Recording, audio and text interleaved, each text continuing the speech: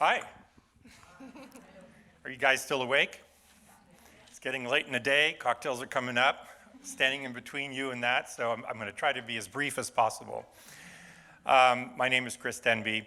I've had the privilege of being an audience member, a visitor in the arts most of my life. And about 4 years ago, I decided to try to parlay the rest of my career into helping the field a little bit more. The idea was to replicate a model that I had been involved in for the better part of 20 years in the healthcare industry and in education, to provide cultural organizations around the world with more resources and more tools to achieve their goals. And as such, we created the Advisory Board for the Arts as a research organization to try to find answers to the key questions that arts organizations ask themselves.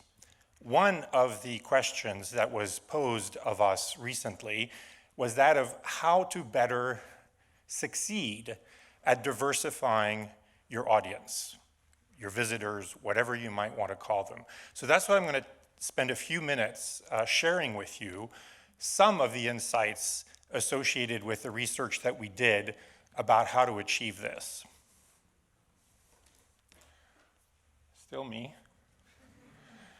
We work with well over 100 organizations in 11 countries.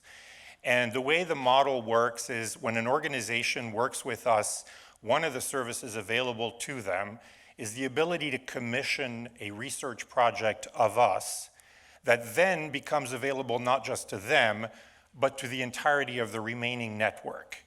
And as such, we do about 100 projects a year, similar to the ones that you will hear me talk about now. So this particular project was actually commissioned by Royal Albert Hall. And I'm going to give you a little bit of the background as to the question that they were asking. Royal Albert Hall, very recognizable performing arts organization in London, was commendably asking themselves the question, how are we going to grow our audience for the next 10 to 20 years? And the way they went about that is to create a plan devoted, not just a generic strategic plan, but one devoted specifically to audience development. And their plan was meant to cover the 2022 to 2026 period. And they identified a cornerstone of the issue as being the diversification of their audience as a means of growing their audience over time. Here's the problem. London is about, nowadays, 58% white. The audience of Royal Albert Hall is about 77% white. When you look at age differentiation, you also see a similar gap.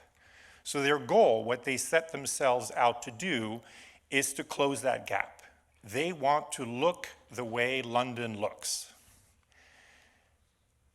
Let's pause on that for a second, because in that lies one of the biggest lessons of our research, which is that perhaps the most important thing you can do as an organization if you're trying to achieve audience diversification is to set a very clear, simple, and ambitious goal that you can rally everything else around. That goal that I just laid out, getting from 77% white to 60%, to be reflective of your local population, is unbelievably difficult.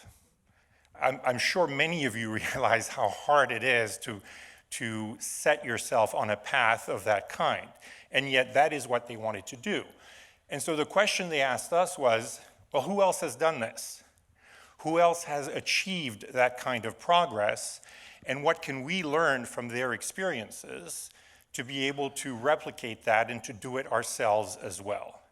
So we put our research team against that issue, and we scoured the world to really see which organizations can be learned from. Maybe they're not best practice, but at least they've achieved some component of what is necessary to be able to reach those kinds of goals.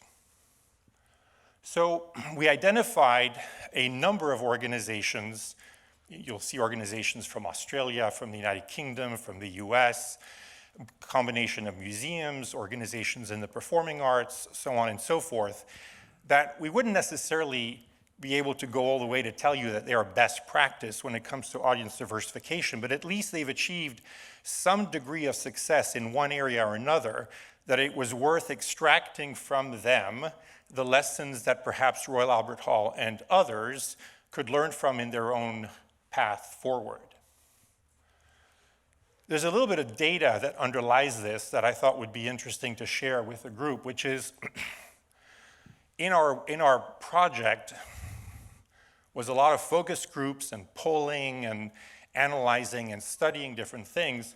One of the things we learned by looking at what executives of arts organizations around the world believe is that, you know what,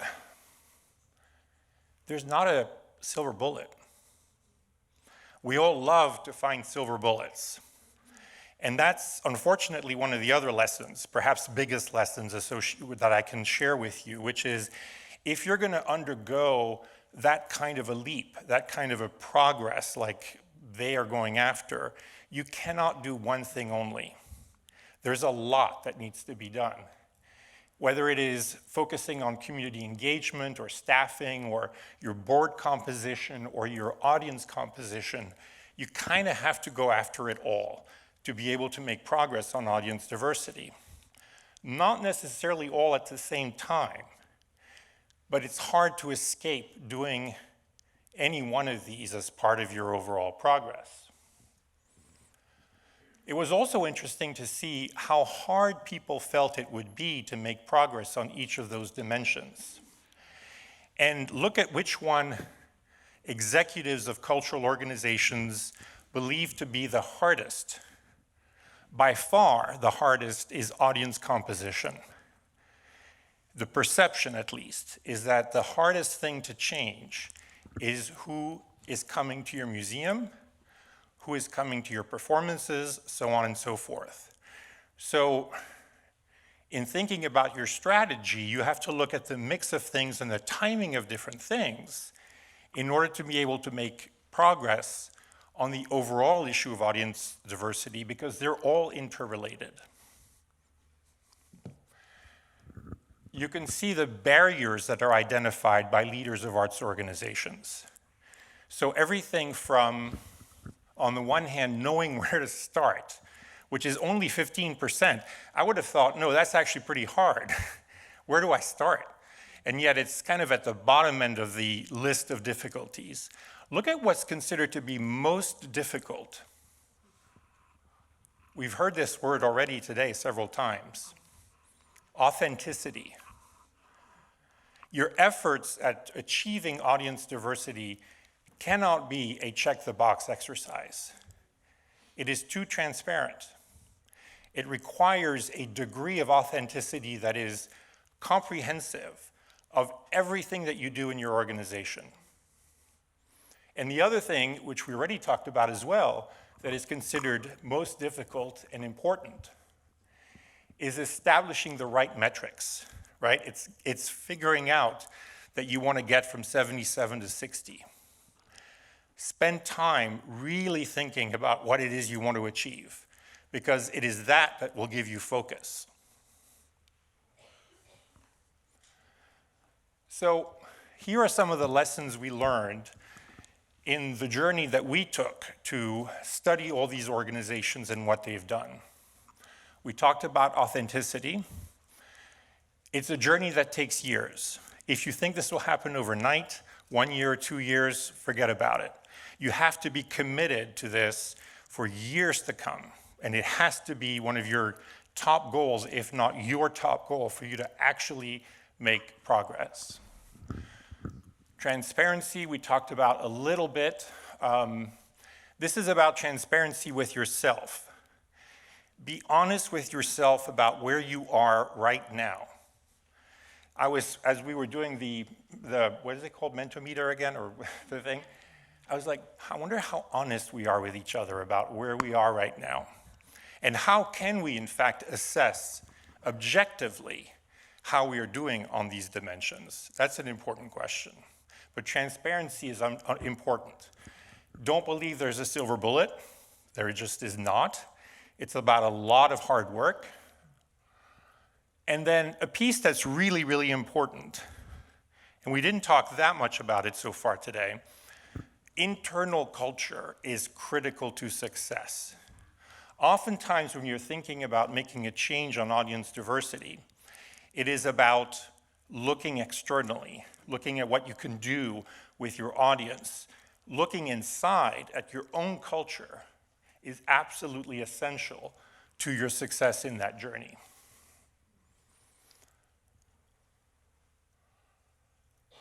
In our minds, it begins with the internal. So after lots and lots of work, dissecting all those lessons from all these organizations, we created for Royal Albert Hall a roadmap for their next few years' worth of activities. And the roadmap has an internal component and an external component. And this roadmap is drawn from our study of all these other organizations that have actually proven success on many of these dimensions. Element number one, committing to a clear vision, being really, really clear about what you want to achieve, not just from a metric standpoint, but a sort of an articulation of your vision. Aligning board and senior management. Depending on where you are in the world, the board may play a bigger or smaller role in your general leadership. And so substitute board for just alignment of senior management around the importance of the goal, measuring, recruiting to increase cultural competence.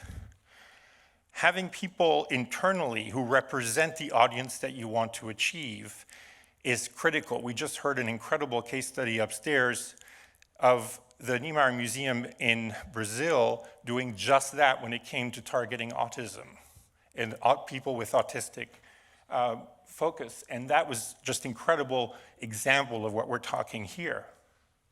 Training and reframing the mindsets internally. Bringing more diverse voices into the decision-making around how you're doing this. Each one of these has great stories about how you can do it, role models, case studies, and so on and so forth. But I want to show you the counterpart on the external side as well, before we run out of time. On the external side, the work that we believe needs to be done in a roadmap to achieving success on audience diversification involves the following components. Programming is key. I think programming in the arts is a little bit of a third rail, or it can be in many instances, but it's a critical partner to your strategy on audience diversification. Royal Albert Hall actually embraced this as their first line of defense. It is the thing that in year one of their plan, they actually focused on the most, is how programming can help them on their journey. And if I have time, I'll talk to you about that for a minute. Innovating the format. Every cultural organization in the world is looking at how to innovate the format. We've heard a lot of great examples today of organizations that are doing just that. Auditing the visitor experience. This isn't about serving your audience. This is about a really, really deep understanding of the motivations of the people who come and don't come to your museum, to your performance, whatever it might be. Rethinking communication for new audiences. We already heard a lot about that today, so I won't talk much about it. Increasing ticket availability and building value-based community partnerships. And this is one where authenticity is really important. You can't just go after community partnerships because somebody told you that you need to have community partnerships. You have to really believe in those partnerships and make them real to be able to achieve that kind of progress. I'm going to skip to the end here because I think I only have about a minute left. But I think it's important to share with you that Royal Albert Hall is now about a year into their journey using this framework to move things forward. And these are some of the principles that they have embraced specifically in their 5-year sort of trajectory. Multi-year strategy, again, we talked about this. Setting realistic goals. Accountability is shared across every department. So in their case, this project is being led by the head of marketing. It is her responsibility, and she is being held accountable to it every year. She has to report back to the leadership of the organization as to the progress along all the dimensions that we talked about. But everyone in the organization owns a piece of the plan, everybody. Although the head of marketing is the one who's actually administering it. Diverse input in decision-making is critical at every stage of the strategy. They have a small group beyond the head of marketing who manages this on a day-to-day basis, and they progress check every 3 months. Imagine this, every 3 months for 5 years. That's the level of commitment that we're talking about as being necessary. I told you earlier that you can't do everything at once. So one of the things they did is to actually map out which of the different dimensions they were going to focus on first. And in the case of Royal Albert Hall, they chose core programming, as I said a minute ago, as something that they really wanted to push. So in their first season after coming up with this plan, they had a massive shift in the kind of artists that they invited to be more representative, again, of the kind of audience that they want to see. And one of the things they observed, and probably the thing they would say is their biggest success in the first year, is that they didn't see any decline in total audience as a result of doing that. They would have thought that by shifting the acts, shifting the performers, it would have created some bumps in the road, but instead, they saw an increase in their total audience in the first year of doing this. And you can see how they've prioritized some of the other external activities associated with what they're doing. So I'm going to stop here. Obviously, massive effort, very hard to summarize in 15 minutes. One of the last lessons, or the last lesson I want to leave you with, is that although it's very hard, there isn't a silver bullet.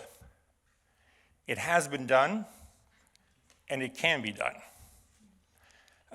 But it means a willingness to really go after it, And you've seen maybe a glimpse of the kind of work that is involved to actually make that kind of progress. If you're not able or willing to do that work, it's probably not worth making it a major priority of yours in the short term until you're able to do that. Thank you very much. Very interesting. A question and a comment.